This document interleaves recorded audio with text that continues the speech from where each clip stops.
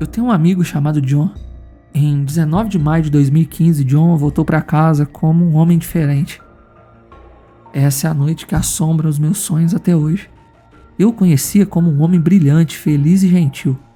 Mas depois daquela noite, ele estava diferente. John foi guarda florestal no Arkansas por 8 anos. Ele media 1,90 m e nunca se assustava facilmente. Mas algo monstruoso aconteceu naquela noite. Algo que transformou meu amigo para sempre. Pedimos o seu like e a sua inscrição nesse canal. Coloque seus fones de ouvidos e tire suas próprias conclusões.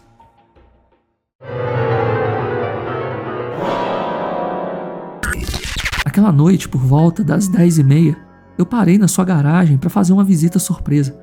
Ele ainda não tinha chegado do trabalho, então achei que poderia ter se atrasado.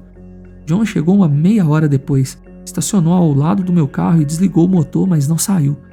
Eu abri a porta e vi um homem adulto chorando com um forte cheiro de álcool. Eu perguntei o que estava errado e ele continuou chorando. Eventualmente, eu o ajudei a entrar e sentei ao lado dele. Ele estava pálido e parecia ter ido à guerra. Depois de um tempo, ele me abraçou e disse o quanto estava feliz em me ver. John foi meu melhor amigo desde a escola primária.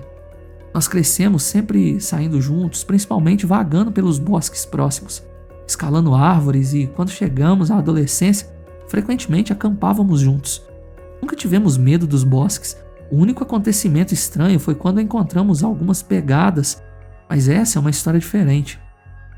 Ele me soltou e pegou uma garrafa de uísque no congelador, serviu um pouco para mim em um copo e começou a beber no bico da garrafa. Ei, John, você não acha que já bebeu o suficiente, cara? Ele me ignorou enquanto me entregava o meu copo. Ei, John, você pode pelo menos responder a minha pergunta? O que aconteceu? Eu nunca te vi assim antes, você tá muito estranho. Ele sempre foi um sujeito alegre e descomplicado. E a resposta dele foi: tem umas coisas estranhas acontecendo naquele maldito bosque. O que você quer dizer com isso? Eu perguntei preocupado. Ryan, encontramos um corpo hoje. Eu fiquei confuso, porque eu sabia que ele já tinha encontrado corpos antes, mas nunca tinha ficado tão perturbado assim. Ah, John, eu sinto muito. E a minha resposta foi genuína. Eu realmente estava sentindo muito por ele. John, vá em frente. Pode me contar tudo. Ele virou a garrafa de uísque rapidamente, serviu mais um pouco para mim e começou a falar. Isso foi diferente. Não era como os outros corpos que vimos. Algo estava comendo ele. Eu tomei a garrafa de uísque na primeira oportunidade e voltei ela pro congelador. Ele ignorou e só continuou falando. Eu não sei. Era algo que eu nunca tinha visto antes. As falas dele estavam desconexas e eu pedi para que ele começasse a me contar do início. E ele contou que estava na sede quando recebeu um chamado de uma pessoa desaparecida. Uma mulher disse que ela e o marido estavam caminhando em uma trilha remota quando ele decidiu sair da trilha para urinar. Ela esperou, mas ele não voltou. Ela disse que havia encontrado sangue no chão e foi por isso que ela decidiu chamá-los. Ele e o Bill foram juntos imediatamente para o local. Não demorou muito para que eles encontrassem um braço a cerca de 90 metros da trilha. O resto daquele homem estava a mais de 45 metros adiante. Quando o encontraram, havia algo sobre ele, rasgando a carne do seu corpo. Era alto, com cerca de 2 metros de altura, e tinha uma pele pálida, quase cinza. Tinha um único olho grande e preto no lado esquerdo do seu rosto, e a boca abria como uma flor, cheia de fileiras de dentes. Ele parou de contar por alguns segundos, acendeu um cigarro e deu uma tragada longa. A história parecia insana demais, mas o medo no rosto do John me dizia o contrário. E aí ele continuou. Eu saquei a minha arma e atirei, e a criatura avançou e eu atirei até acabar as balas.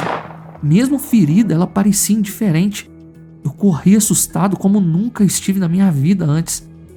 Ele disse que chegaram em segurança à sede, mas ficaram se perguntando se estavam realmente seguros. Eu fiquei descrente. Eu ainda estava segurando meu copo de uísque e estava quase cheio.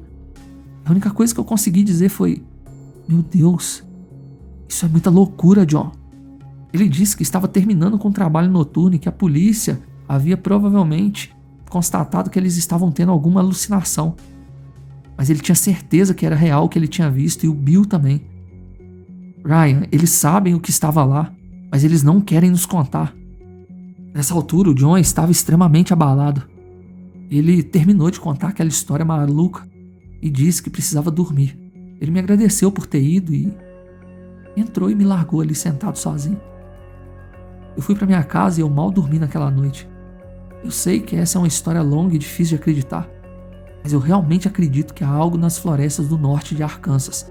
Algo que só de olhar para ele assombrou meu amigo. Seja lá o que for, não se importa se você tem família ou amigos, é algo que não hesitará em te despedaçar e devorar pedaços por pedaços. Tenha cuidado quando você estiver lá fora. Às vezes, você não percebe o quão assustador é até que seja tarde demais. A coisa nas Adirondacks. Para os fins dessa história, você pode me chamar de Cal. Eu trabalhei como policial para a Atlantic City PD de Nova Jersey por 18 anos. Quando me aposentei, usei minhas conexões de muitos anos de serviço na força e cooperação com oficiais da polícia de Nova York para conseguir um emprego com os guardas florestais de Adirondack. Sempre amei a natureza, algo que sentia falta enquanto trabalhava no centro de cassinos de Atlantic City. E o que poderia ser mais ao ar livre do que 6,1 milhões de acres de floresta, rios e lagos, e sem contar as montanhas. Eu estava ansioso para isso, uma aposentadoria tranquila de solteiro, preservando a floresta e cuidando da natureza que amava. Mas como se veria, a natureza também guarda muitos segredos terríveis. Eu cheguei ao Parque Adirondack em 1995, um ano após a minha aposentadoria, na minha cabana reservada para guardas florestais. Éramos obrigados a viver e trabalhar na reserva. Eu fui levado de Atlantic City pelo homem que eu estava substituindo, um sujeito que chamaremos de Joe. Joe trabalhou aqui por mais de 30 anos e, apesar dos seus cabelos grisalhos, ainda estava cheio de vida. Após uma longa viagem, chegamos à clareira ao redor da cabana. Joe me mostrou o poço de onde tirávamos água, onde estavam as linhas de energia e por dentro daquela cabana para 2 homens.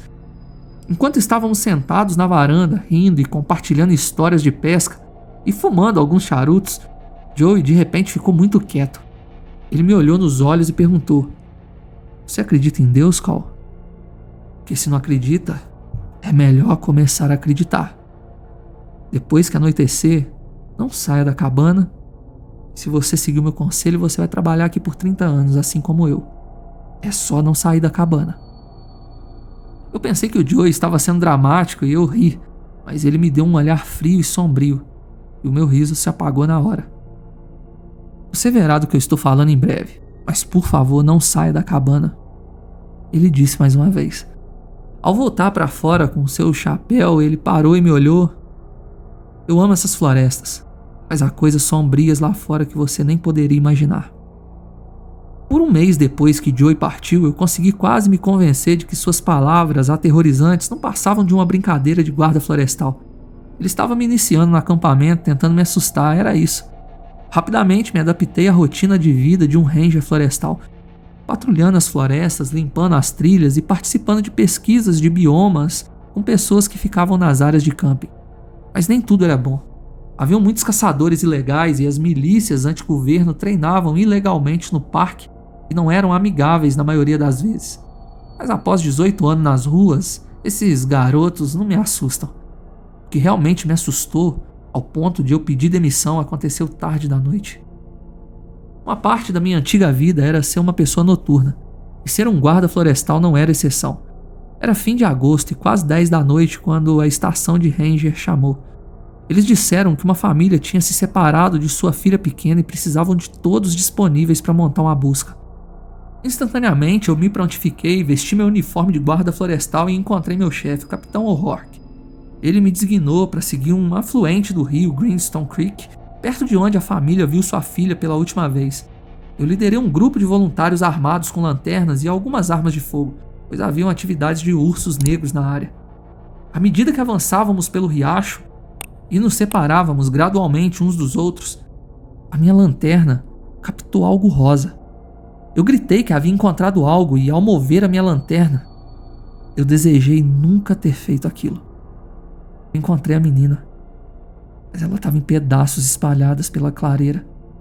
Eu já tinha visto cenas terríveis na minha vida, mas nada superava a brutalidade daquilo. Foi quando eu ouvi um som estranho, algo como um chamado, e ao mover a minha lanterna na direção do som, eu senti como se a minha alma se encolhesse dentro do meu corpo. Tinha uma criatura ali, com cerca de 2,5 metros de altura. Ela estava escondida na escuridão. Estava observando o grupo de busca. Ela era magra e com pele cinza apodrecida. A sua cabeça era como um crânio de veado, com dentes afiados. Nós ficamos nos encarando por cerca de 5 segundos até que ele fez outro som e deu um passo em minha direção. Eu gritei e o mais rápido que eu pude eu saquei o meu revólver, mas num piscar de olhos, ele desapareceu. O resto do grupo de busca me encontrou rapidamente. Eu explicar o que aconteceu, eu menti dizendo que era um urso negro, mas aquilo definitivamente não era o que eu lembrava. Naquele dia eu pedi demissão e nunca mais voltei ao Adirondacks.